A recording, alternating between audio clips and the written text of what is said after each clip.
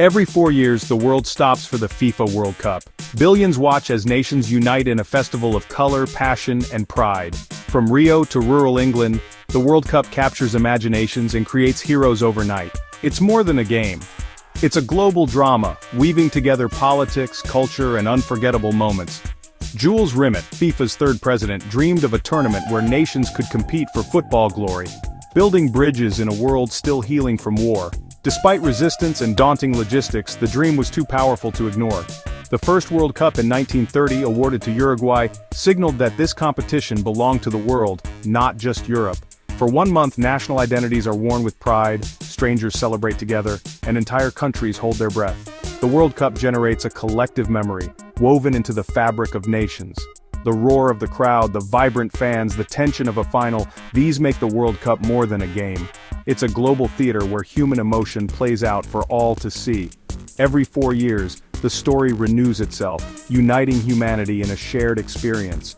The World Cup is a testament to international cooperation and the universal language of football. It's an ambitious project that became a grand experiment in global unity. The tournament's power lies in its ability to create a shared experience on a massive scale. This is the story of our modern world, told through the beautiful game.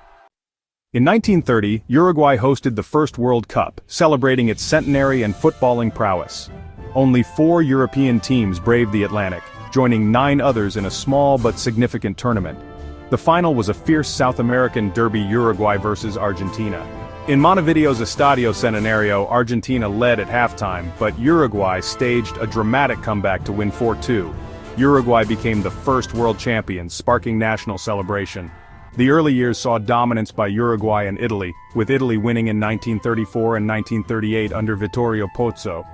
These tournaments were marked by political tension and nationalist propaganda, as football became a tool of the state.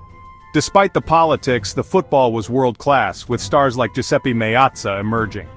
The World Cup's stature grew rapidly, but war soon intervened. The 1938 tournament was the last for 12 years, as World War II halted the competition. The Jules Rimet Trophy was hidden in a shoebox to protect it from occupying forces. The absence of the tournament left a void in global sport. When the World Cup returned in 1950, the world was ready for hope and renewal. The post-war era set the stage for some of the most dramatic moments in football history. The World Cup had survived its first great test. Its legacy was already being written. The world was changing, and so was football. The stage was set for legends to emerge. The tournament was ready to reclaim its place. A new era was about to begin. The World Cup returned in 1950, with Brazil hosting and building the colossal Maracana Stadium. Brazil needed only a draw in the final match against Uruguay, but Uruguay stunned the world, winning 2-1 in the Maracanazo. The defeat devastated Brazil, but football's unpredictability was on full display. In 1954, West Germany shocked the unbeaten Hungarian Magyars in the Miracle of Bern, symbolizing Germany's post-war resurgence. The 1958 World Cup in Sweden changed everything. It was the first televised globally and introduced a 17-year-old Pelé. Pelé dazzled, scoring a hat trick in the semi-final and 2 in the final, leading Brazil to their first title. Brazil's love affair with the World Cup had begun, and Pelé became a global superstar. Brazil retained their title in 1962, even with Pelé injured. The 1970 Brazil team with Pelé, Jairzinho and Carlos Alberto played the beautiful game Joga Bonito like never before. Their 4-1 victory over Italy in the final was a masterpiece, and Brazil won the Jules Rimet Trophy outright. The World Cup had its first true dynasty.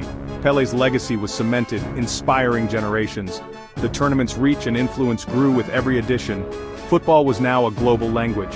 The world watched, united by the magic of the game. The stage was set for new legends to rise. The 1970s saw the rise of total football, led by Johan Cruyff's Netherlands. Their fluid, intelligent play mesmerized fans, but they fell short in 2 consecutive finals. The 1980s belonged to Diego Maradona, whose genius peaked in the 1986 World Cup. Maradona's hand of God and solo goal against England defined his complex brilliance. Argentina won, and Maradona became a football icon. West Germany remained a constant force, reaching 3 straight finals. The 1982 semi-final between West Germany and France is still hailed as one of the greatest matches ever. Brazil's 1982 team played beautiful football but fell short, proving style doesn't always win.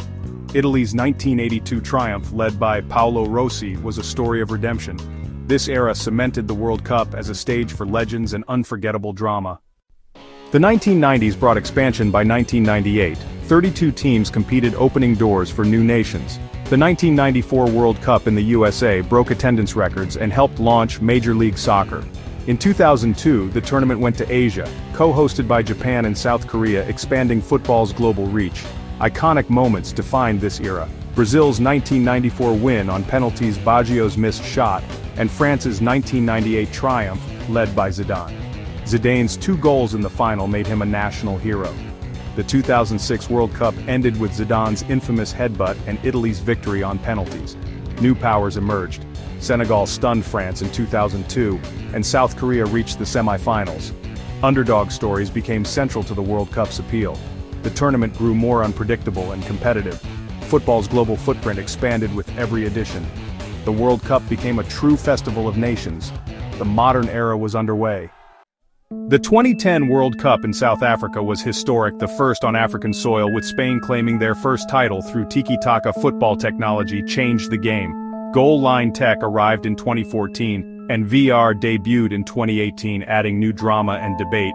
The 2014 semi-final saw Brazil's shocking 7-1 defeat to Germany, a result that stunned the world.